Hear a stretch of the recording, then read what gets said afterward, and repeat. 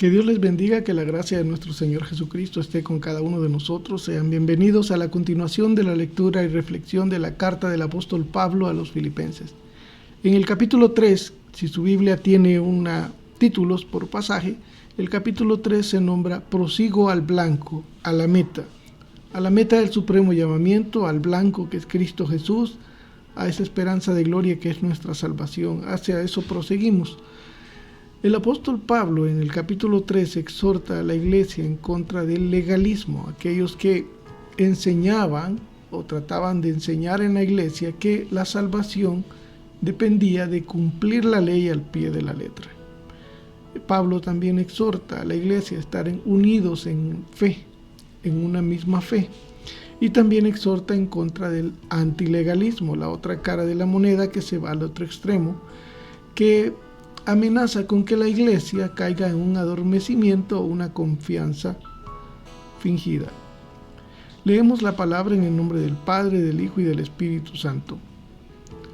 Filipenses capítulo 3, versículo 1. Por lo demás, hermanos, gozaos en el Señor. A mí no me es molesto el escribiros las mismas cosas, y para vosotros es seguro. Versículo 2. Guardaos de los perros, guardaos de los malos obreros, guardaos de los mutiladores del cuerpo.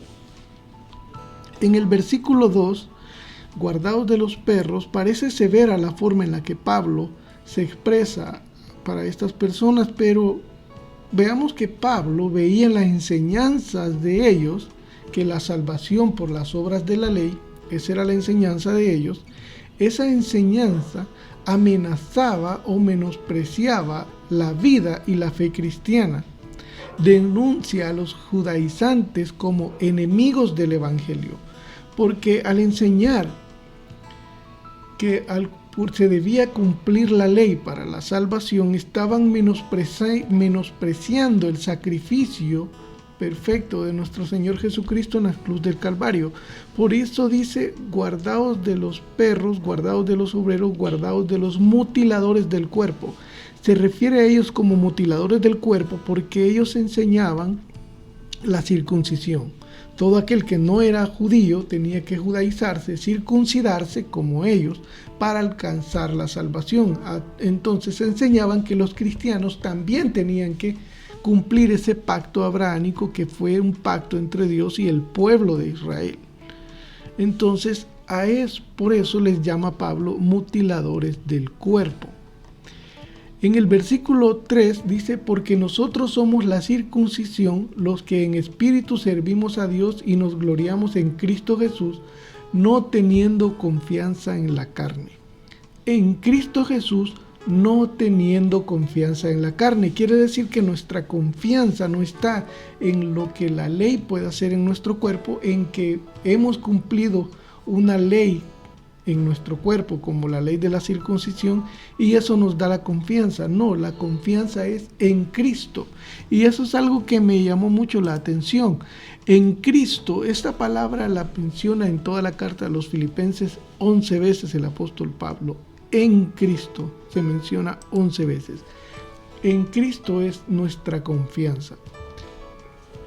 Luego Pablo habla acerca de la confianza, que estas personas tenían su confianza en las obras de la ley o en lo que ellos mismos podían hacer.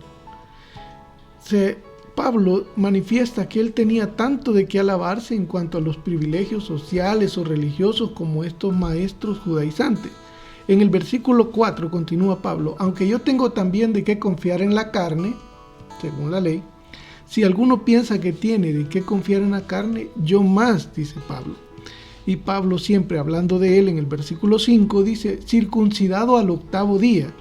Esa era la ley para el pueblo de Israel, el pacto abrahámico de Dios con el pueblo de Israel. La circuncisión de todo varón al 8º día. Pablo en el versículo 5 confirma que él cumplía esa ley.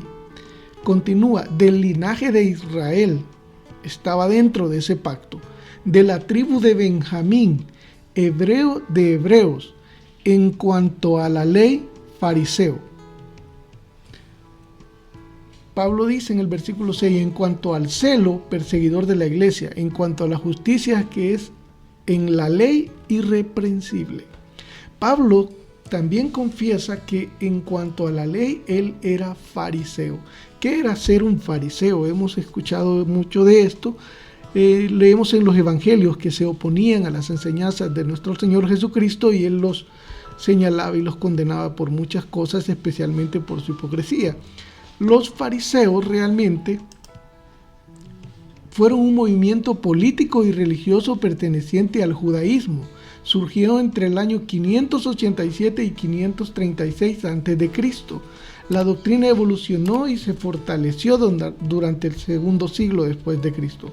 Pero por eso no vemos referencia de ellos en el Antiguo Testamento, porque fue un movimiento político y religioso que surgió en el año 587 a.C. aproximadamente. Eran considerados el grupo con mayor influencia dentro de su religión, la cual representaba políticamente a los judíos. Eran hombres dedicados a los negocios y a las relaciones sociales en la población. Entre algunos de sus valores, los fariseos se oponían a la política del sumo sacerdote y luego de la caída del templo trasladaron su manifestación hacia la sinagoga, la casa de reunión religiosa. Además, creían en la enseñanza oral y se regían estrictamente por las leyes del Antiguo Testamento. De forma oral enseñaban estrictamente las leyes del Antiguo Testamento y la conocían de memoria y estrictamente vivían cumpliendo esa ley y enseñaban esa ley y eran muy celosos. Así era Pablo antes de conocer a nuestro Señor Jesucristo. Entonces Pablo dice, en cuanto a la ley, fariseo, quiere decir que la conocía y la cumplía. En cuanto al celo, era muy celoso de su doctrina, que perseguía a la iglesia porque veía en el Evangelio, en Cristo, veía un enemigo de la ley, pero no entendía que Cristo mismo es el espíritu de la ley. Continúa, en cuanto a la justicia que es en la ley irreprensible. Pablo está diciendo que si por la ley iba a ser juzgado, no iban a encontrar error en él, porque era irreprensible en cuanto a la justicia que es por la ley. Pero todas esas cosas que Pablo manifiesta de él, las rechaza todas y las cuenta como basura para poder ganar a Cristo y ser hallado en él, teniendo la justicia no por la ley, sino por la fe. Continúa en el versículo 7. Pero cuántas cosas eran para mi ganancia, las he estimado como pérdida por amor de Cristo. Porque todas estas cosas que leímos en el versículo 5 y 6, circuncidado al 8º día, del linaje de Israel, de la tribu de Benjamín, hebreo de hebreos, en cuanto a la ley, fariseo, celoso, perseguidor de la iglesia, todas esas cosas que eran para él ganancia y eran su esperanza, ahora son pérdidas por amor de Cristo Jesús. Continúa en el versículo 8. Y ciertamente aún estimo todas las cosas como pérdida por la excelencia del conocimiento de Cristo Jesús, mi Señor, por amor del cual lo he perdido todo y lo tengo por basura para ganar a Cristo. Continúa en el versículo 9. Y ser hallado en Él, en Cristo por supuesto, y ser hallado en Él no teniendo mi propia justicia. Quiere decir que cuando sea hallado en Cristo Jesús, no sean todas estas cosas de la ley lo que lo justifiquen. Porque dice, y ser hallado en él no teniendo mi propia justicia, versículo 9, que es por la ley, sino la que es por la fe de Cristo, la justicia que es de Dios por la fe. Continúa en el versículo 10, a fin de conocerle y el poder de su resurrección y la participación de sus padecimientos, llegando a ser semejante a él en su muerte. Manifiesta Pablo su confianza que le va a conocer en el poder de su resurrección y va, si es necesario, padecer sus padecimientos y llegando a ser semejante a él en su muerte, ¿no? Estaba dispuesto a sacrificar su vida por el amor en Cristo Jesús. Algo importante que resaltar es que Pablo reconocía que cumplir la ley no lo acercaba más al Señor y que era justificado por la fe en Cristo Jesús. Algo importante que resaltar en todo esto es que la fe en Cristo que Pablo tenía no lo ha adormecido en una seguridad descuidada. Eso es muy importante. Sabemos que no es por las obras de la ley, que es por la fe en nuestro Señor Jesucristo, pero eso no debe adormecernos, no debe adormecernos en una seguridad descuidada, descuidando nuestra salvación, sino que prosigue al blanco hacia el premio de la perfección con la esperanza en la primera resurrección en Cristo Jesús. En el versículo 10 concluye de esta manera, dice en el versículo 11, si en alguna manera llegase a la resurrección de entre los muertos, Pablo dice, no que lo haya alcanzado ya. Ojo, Pablo confía en nuestro Señor Jesucristo, pero no se adormece descuidadamente en la fe. No que lo haya alcanzado ya ni que ya sea perfecto, sino que prosigo por ver si logro hacer aquello por lo cual fui también nacido por Cristo Jesús. Versículo 12. Lo confirma en el versículo 13. Hermanos, yo mismo no pretendo haberlo ya alcanzado, pero una cosa hago, olvidando ciertamente lo que queda atrás, todo el pecado y toda la ley, y extendiéndome a lo que está delante, prosigo a la meta, al premio del supremo llamamiento de Dios en Cristo Jesús. Pablo aquí expresa que la fe en nuestro Señor Jesucristo demanda también que no nos detengamos ni nos confiemos, sino que continuemos con una meta, la salvación completa en Cristo Jesús.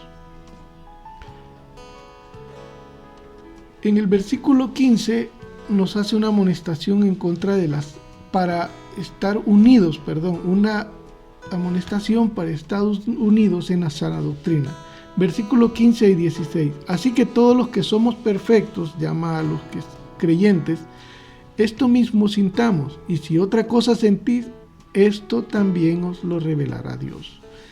Tiene que haber unidad, un mismo sentir, y si otra cosa sentimos, si hay alguien que no está en esa unión, no se siente parte, no está de acuerdo, esas pequeñas divisiones que no son muy graves, esto también, dice, os lo revelará Dios. Dios mismo a través de su Espíritu Santo traerá la revelación para que haya un mismo sentir entre el pueblo de Dios.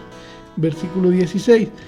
Pero en aquello en que hemos llegado, sigamos una misma regla, sintamos una misma cosa. Versículo 16.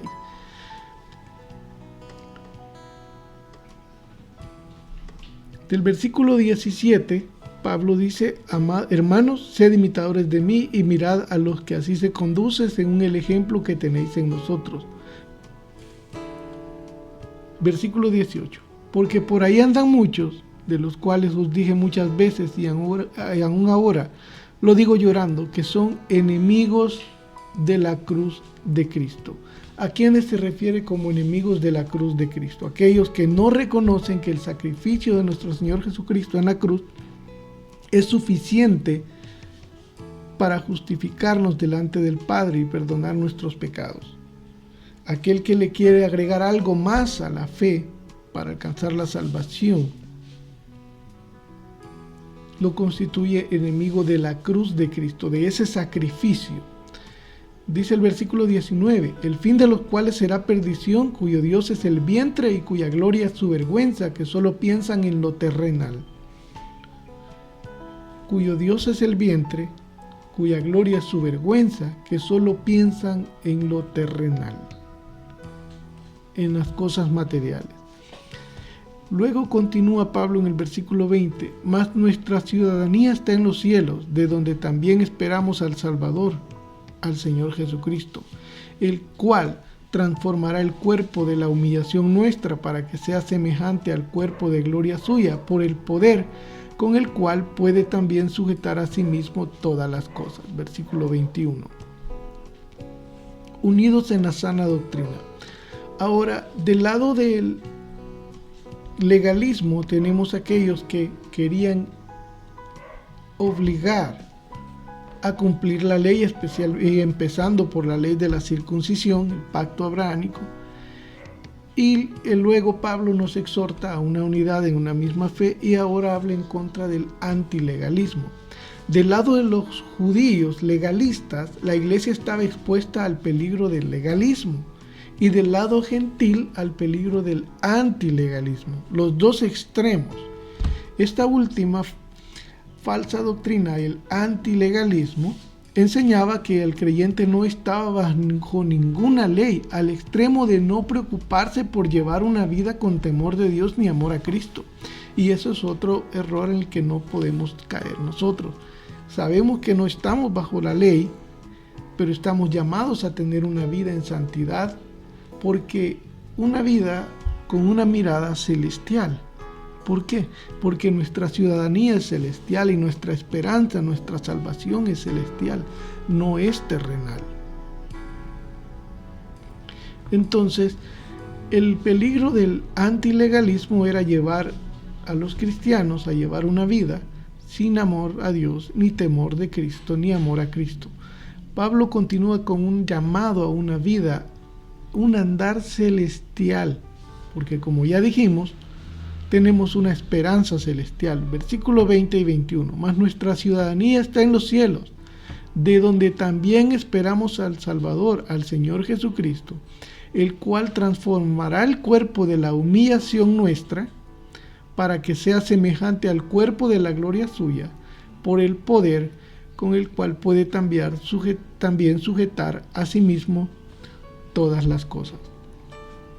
Una transformación de cuerpo para una vida celestial, una confianza no en la carne, en la circuncisión o en la ley, sino en la fe en Cristo, la circuncisión del corazón. Les invito a que lea detenidamente este pasaje una y otra vez, las veces que sea necesaria, considerando cada uno de estos puntos, y que sea nuestro Señor Jesucristo a través de su Espíritu Santo trayendo la revelación a cada uno de nosotros. Que Dios les bendiga.